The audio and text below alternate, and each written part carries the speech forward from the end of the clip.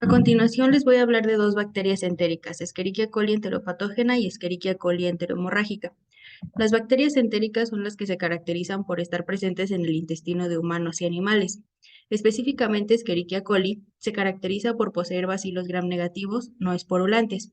Estos pueden producir indol a partir de triptófano y fermentar la glucosa y la lactosa. A través de estas fermentaciones producen gas.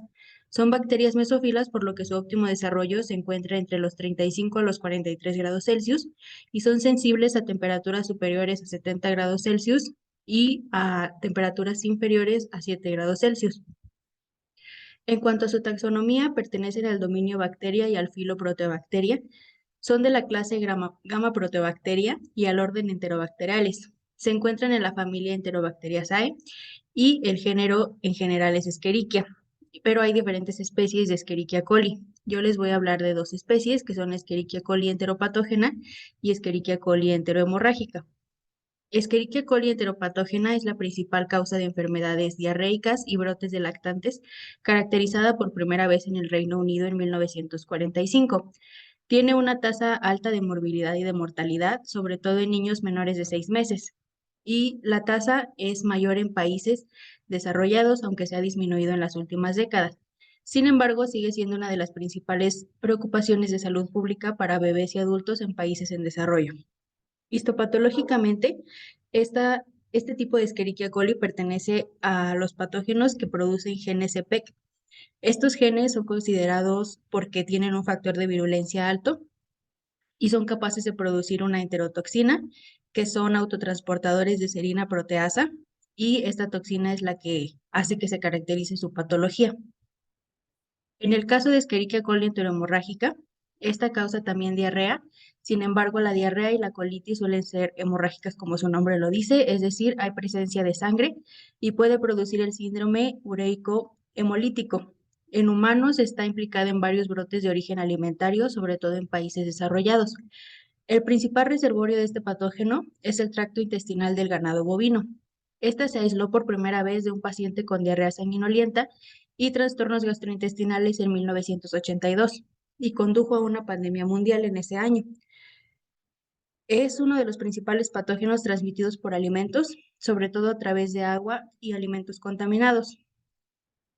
Los brotes que han ocurrido se caracterizan por ser transmitidos a través de la ruta fecal oral y la transmisión de persona a persona, así como el contacto con animales y el consumo de alimentos procesados térmicamente, eh,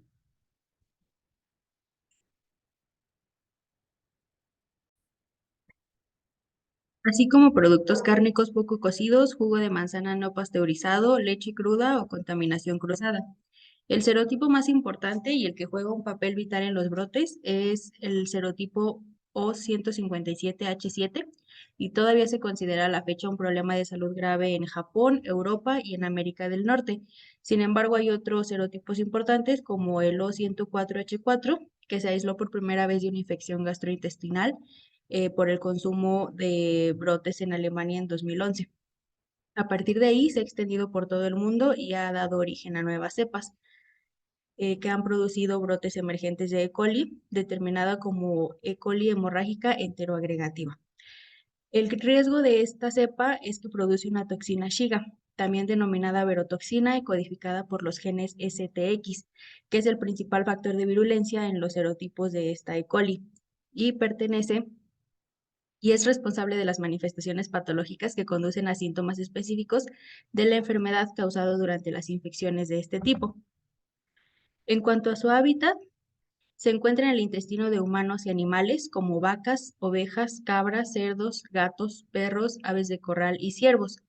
En humanos, el intestino delgado tiene una longitud de entre 4 a 6 metros y, como sabemos, se encarga de la digestión y la absorción de nutrientes, por lo que tiene un pH de entre 5 y 7, según el estado de salud de cada individuo, lo que le hace un ambiente propicio para el desarrollo de E. coli. Por lo tanto, podemos aislarlo de heces de humano, fuentes de agua, heces de animales de sangre caliente, y en el caso particular de Escherichia coli enterohemorrágica, se aísla de heces de ganado bovino. En cuanto a su presencia en alimentos, Los alimentos que contienen en particular Escherichia coli enteropatógena son la leche y la carne molida o poco cocida.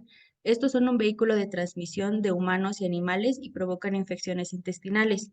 En el caso de Escherichia coli enterohemorrágica, la bacteria se transmite al hombre principalmente por el consumo de alimentos contaminados, como productos de carne picada, cruda o poco cocida, leche cruda y hortalizas y semillas, que también han sido germinadas con aguas contaminadas.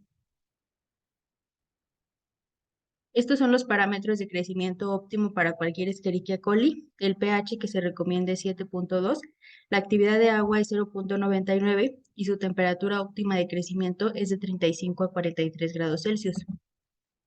Para su aislamiento y identificación se utilizan métodos de microbiología convencional como lo es el crecimiento en medios sólidos.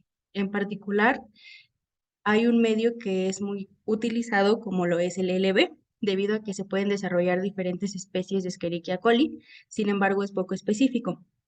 Y hay otro tipo de medios como el que se encuentra a la derecha,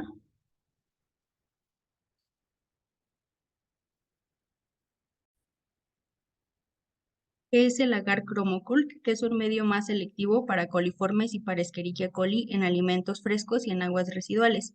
En cualquiera de los dos casos, si se requiere diferenciar entre cada cepa o serotipo, se deben utilizar métodos moleculares como la reacción en cadena de la polimerasa o algunos métodos enzimáticos para la secuenciación del genoma de la bacteria aislada.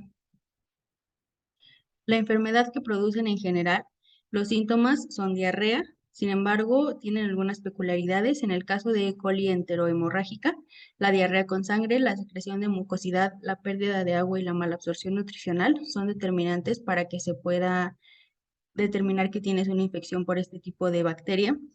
Y para Escherichia coli enteropatógena, solamente la diarrea en general, secreción de mucosidad, pérdida de agua y malabsorción nutricional. Sin embargo, los síntomas son muy ambiguos y puede corresponder a cualquier tipo de infección gastrointestinal.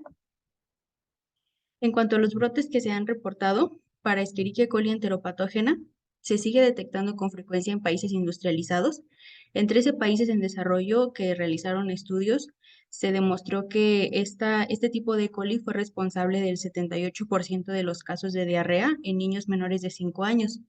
En Australia, entre 2008 y 2011, se aislaron al menos 61 cepas de esta Escherichia coli y en 2009, en Finlandia, la cepa 076 se asoció con un brote en un vivero.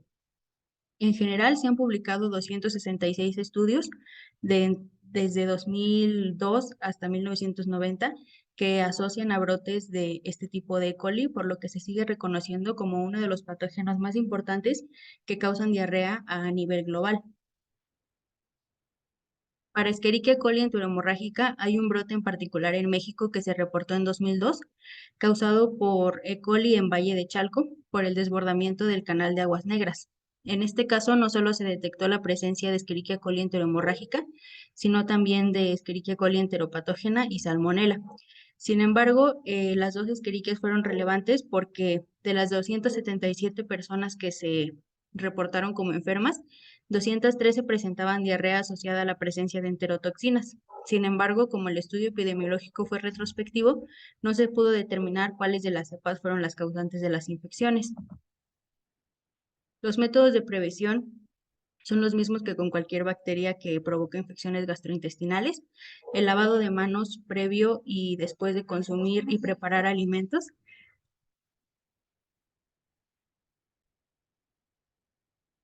Del mismo modo es importante lavar y desinfectar los alimentos, sobre todo los que se van a consumir crudos, como frutas y verduras. Y en este caso también el agua de riego con el que se producen este tipo de alimentos es relevante. Cuidar que no sean aguas negras. Y en el caso de preparación de alimentos, siempre cocer bien sobre todo la carne y las verduras y hortalizas. Como conclusión, las enfermedades intestinales son de gran relevancia, sobre todo en países en desarrollo y en el caso de países desarrollados, aquellas especies o tipos de bacterias que son más propensas a contagiarse de persona a persona. En este link pueden encontrar más información al respecto. Gracias.